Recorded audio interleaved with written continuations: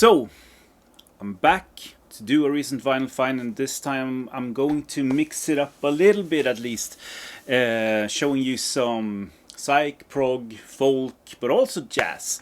So it's gonna be a mixed bag, and yeah, let's see how this goes. But before we start, as always, cue music.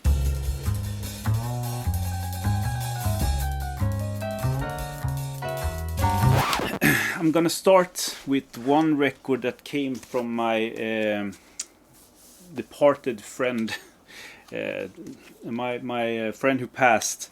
This is from his collection actually, and I played it.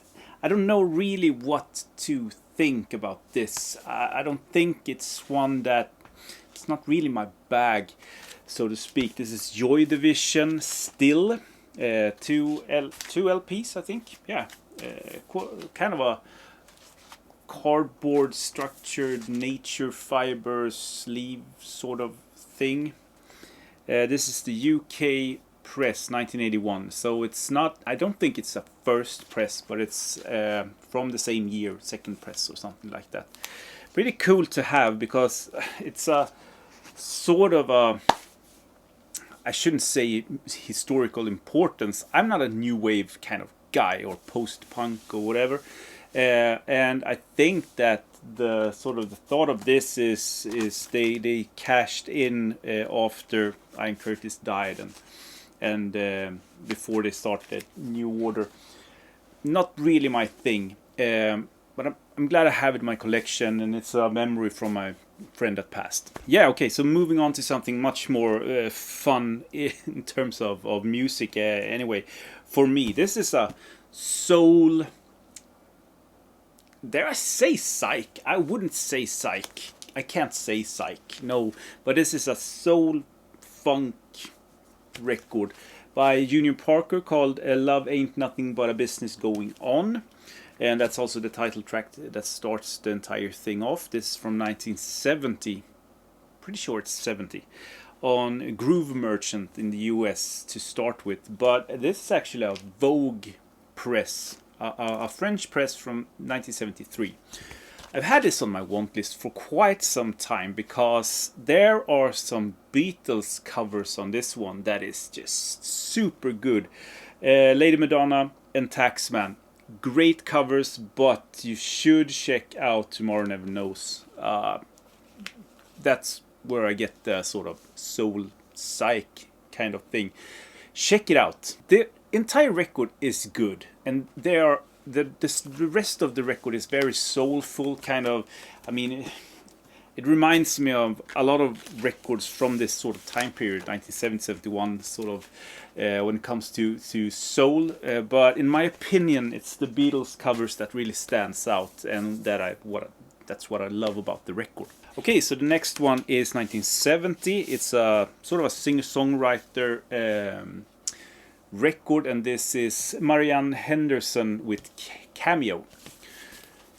US press, really good. Like, it's one of those like obscure folk records that you are so glad that you discovered, and it seems like no one else knows about. It's not mind-blowing. I mean, there's a few tracks that are really, really good. She does a cover of Stranger's Song by Leonard Cohen, which he does a fabulous job with. It's on the Choral label. This is what I love about record collecting, you know, to find these records that are just obscure but really good. But it's not the best singer-songwriter record that you ever heard, and it's not like it's a Lida Parhax sort of find, if you understand what I mean. But we need to talk about this more, and if you see it, grab it. It's just like, yeah. Okay, so now we step into the sort of jazz realm here, and I'm super happy that I got this. I actually got it from Svart Records, but it's an original press from 1988, so I guess they have some dead stock or something on PRO Records. This is Eero Koivistonen's Kallistaunja Hallavamene. Yes, exactly like that. You have great players on here, the ones that I know about at least. So Anders Bergkrans on trumpet, and Jukka Tolonen, I guess, on guitar. This is a little bit a product of its time. 1988. It really sounds like a 1988 record or recording, and I don't say that like it's something good. But there's nothing wrong about the music. There's nothing wrong about the playing. It just feels like it's a sort of a record of its time, and it's a little bit of a missed opportunity in my opinion. Eero Koivistonen has definitely been on better things. That being said, it's not a bad record. Okay, so I'm super glad that I have this one. I've played it to death the last couple of days. It's a fantastic record. Shit, I have this on CD also. But in the UK, this was released on Phillips. I'm pretty sure, with a different cover. This is the US version of Smash. So in 1968, Scott Walker made this record. It's mainly covers some Brel songs. He was a huge fan of that, and of Jacques Brel, and sure, those are fantastic. Jackie, the song that starts the entire record off, is just to die for. In my opinion, it's hard to pick which of his 4 first records that is the best. It's almost like a series of sorts. The Voice of Gods, I don't know how to really describe this even more. It's almost a masterpiece.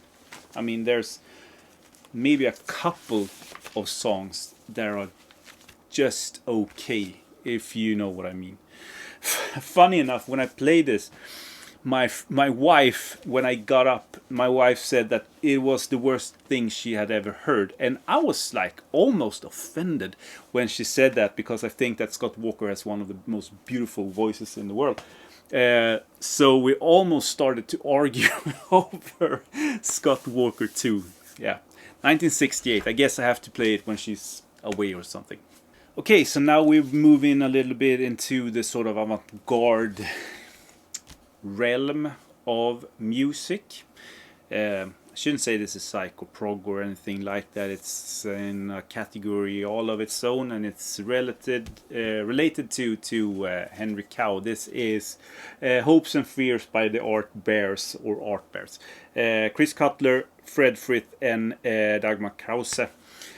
This is, I mean, if you are a fan of Henry Cow, and who isn't, this is a must. And I'm so glad I found this. This is the first UK press of this, and it's not super expensive. You can find this pretty easy, but I've never seen it out in the wild, and I mean, and in the sort of the internet bins, so to speak. So I was super glad to score this. It's been on my want list, as I said, for a great while. This is one of those records that it's wild if you compile sort of a list of more avant-garde, sort of obscure records that anyone actually should listen to. This deserves to be on that list. Can't see the year here. It's 1978. So yeah, Art Bears, really great. This next one, now we go back to jazz again, and this is 1987, 88, no 87. I found this in a thrift store, and I couldn't let it be. I mean, 50 cents or €1, something like that it cost. And even if this is not the sort of jazz that I really like, you can't really complain of the musicianship on this. This is John Scofield's Blue Matter from 1987. It's a great sort of, it's not a great record, but the playing by John Scofield at this time period is fantastic. Swedish press from Sonnet Grammavision, $1, as I said, or a euro. It's a nice one to have and to add to the sort of the John Scofield collection. I don't have a Scofield collection, but if I did, this would now be in it. Yeah. Okay. Yes. Now I'm going to show you a record that I recommend everyone. Like, if you like rock, prog, psych, I mean, and 70s rock, and who doesn't? Blues rock. This is a record you should check out. This is pretty affordable now, but it's been up before, a little bit more pricier. I would get it now. When people start to realize the importance and also the extreme sort of the magnificent, how magnificent this record is, it's going to go up in price. I kid you not.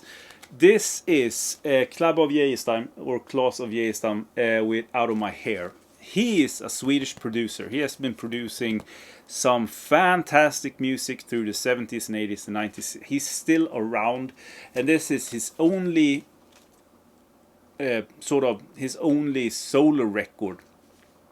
He never made another solo record. I don't think so anyway. And in 1970. So a famous producer in 1970, who is he going to bring into the studio to help him finalize his sort of own product? Because everything here is self-penned by Claes of Geijerstam. Well, obviously everyone. So you have the entire sort of elite of Swedish musicians from this time on this one, and I could just like go on and on with Janne Schaffer, Tommy Körberg, Björn Skifs, Björn Linder, Göran Lagerberg, Mike Watson, John Bendel. It just goes on, and it's all in English.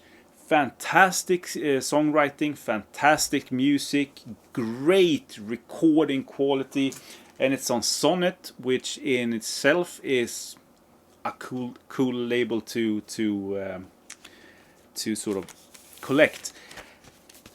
I give this my highest recommendations, and I've had this before. I sold it actually because I didn't like it, but I had to be deaf. This is a fantastic record, and I'm so glad to finally again add it to the collection. Sometimes you get what you get, and in this case it's just like that. I wish I had an original of this, and maybe someday I'll have one. I'm gonna keep on looking, but for now, this is what I got. A 1988 reissue of, or second press, or whatever it's called, by Full Circle by Forrest.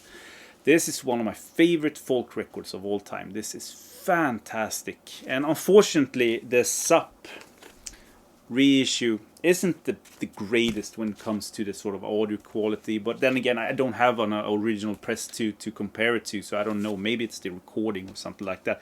But the music, oh, so fantastic music. Everything you want to have from a folk record in that sort of time period, and just the cover alone is worth the admission, isn't it?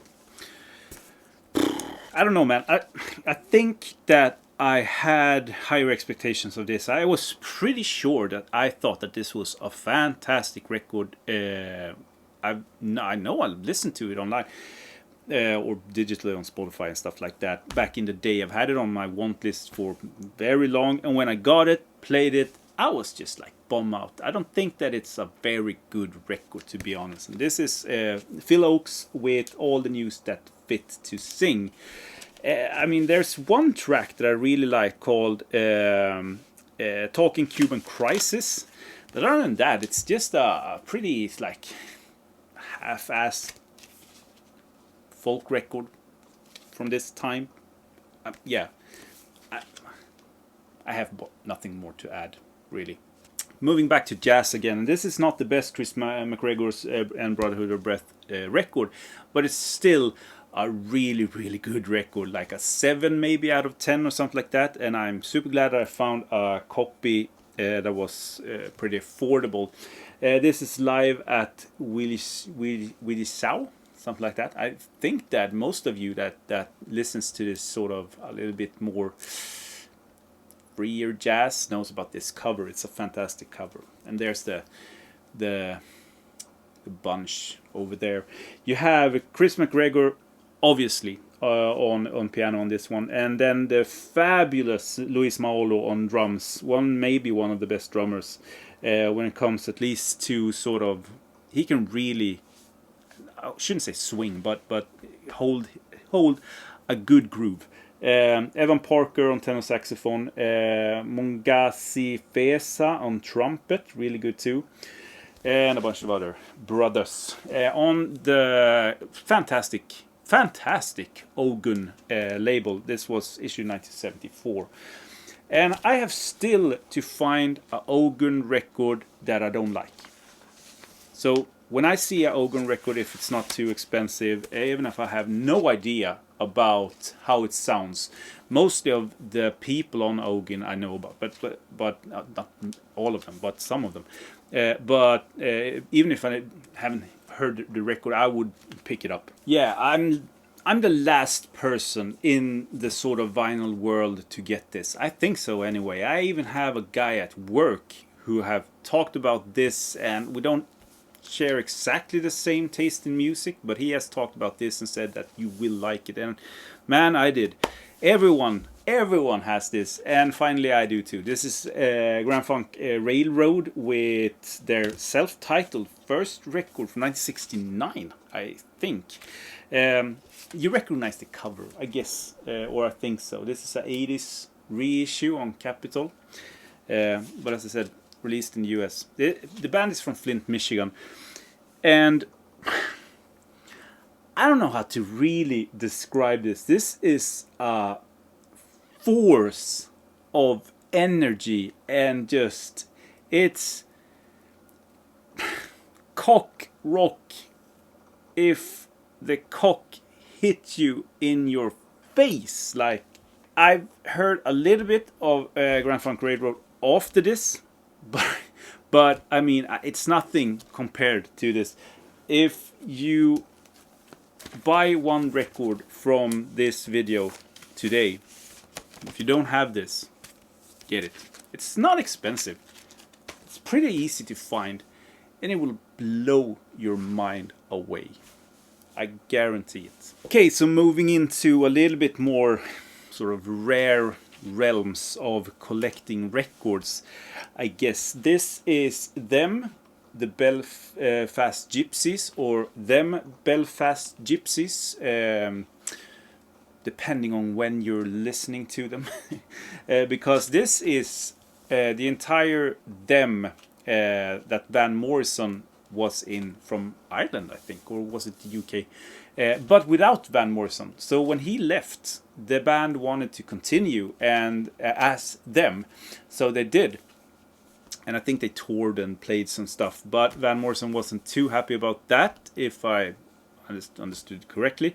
So he, I don't know if he wanted to sue them or something like that, so they changed the name to just Belfast Gypsies. This is the only record that they released, and of all places to release this, they went to Sweden and released it on Sonnet. I think there's a sort of a German press too, or something like that, but not in the UK, and definitely not in the States and stuff like that. So that's why this is a little bit rarer nowadays. Look at that cover. Isn't that a fantastic cover? I love the Batman sort of shirt that he has on him. I wish I had one of those. Yeah, the entire record is in the same vein as the two them records that we know and love, but without Van Morrison. It's as good, I should say. And Van Morrison went to do some fantastic music after them and after this also. But this is something completely different. This is garagey. It has so much attitude and playfulness and will to just record and perform, you know. So yeah, highly recommended. A little bit rare. So yeah, a few to go. This is, I'm going to show you the, I'm not going to put it up, but this is Festen på Gärdet. I've talked about this in my best finds of 2022. And thank you so much, John, for letting me buy this.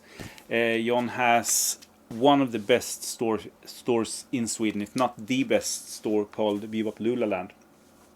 Festen på Gärdet. I think this was in 1970 or 71. They wanted to do, I shouldn't say Woodstock thing in Sweden, because it was a free concert at a meadow in Stockholm. 2 days, they just arranged this. The police came, they didn't have a permit, you know, the stuff. But what we got was a 2 LP set from 1971, I think so at least. One red splatter vinyl and one green splatter vinyl, which is pretty cool. I mean, I don't have many colored colored vinyl from, you know, back in the day with the original. Some of the best prog bands were there and was recorded. We have Träga Stenar, Handgjort, Njagruppen, Söderbergens Lajkor, Gudibranna Fläsket Brinner. So a lot of the Swedish heavy bands from back in the day.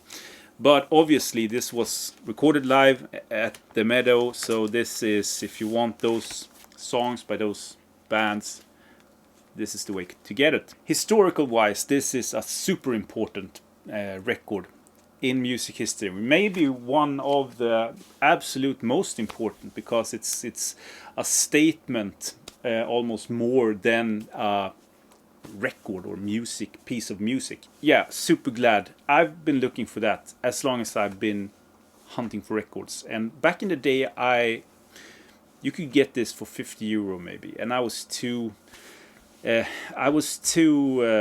cheap to buy records for that amount of money. I thought it was insane. 12-15 years ago, I would never buy a record for 50 euro. And after that, it's only gone up. And thanks to someone, CG or something like that, who scribbled on the cover, I could actually score this for less than 50 euro that I had to pay like 10 years ago, something like that. So yeah, a little bit of a story there. Okay, and so the last one, then I'm gonna let you go. This is from 1972, and I've been playing this like a mother. Unfortunately, not on original press. The original press was released on Deram. It's a pillar of psych, and maybe prog is the right sort of genre to put this in, but it's space rock is what it is. You can't see this now, but behind the behind you, behind the camera, I have a wall of records where I put up my most like sort of the recent records that I still want to play, or you know, before I show them and then file them. Some of the rarest ones that I've got, and this been up there. And I've been playing it and putting it back on the shelf. But now it's time to let this slide into the old collection. I'm talking about Can and Space Shanty. This is Can, the only record that they released with Steve Hillage and Dave Stewart. But you also have the fantastic Nick Greenwood on this. So Steve Hillage was in Egg, if I'm not mistaken, and the fabulous Nick Greenwood, who did what's the name of the record? Yeah, Cold Cuts, which is fantastic. He was in Crazy World of Arthur Brown. There's not a bad moment on this. It's ahead of its time, in my opinion. Maybe it's not even catched up to today. Recording quality is awesome. Even if this is a 1979 to 80 press, it sounds good. I can only imagine how the DRAM sounds if that's even closer to the, you know, the first source, so to speak. But yeah, a pillar in the prog and psych sort of world. So that's it from me. I hope you dug that. Please comment if you have any comments, and I'll talk to you in my next video. Have a great day, everyone, and spin some records now. Bye. Well, hello there, you beautiful bastard. What do you want me to talk about next in future videos? Well, write that down in the comments and I'll add it to the sort of video topic planning queue. And I'll talk to you in my next video. Have a great day. Bye.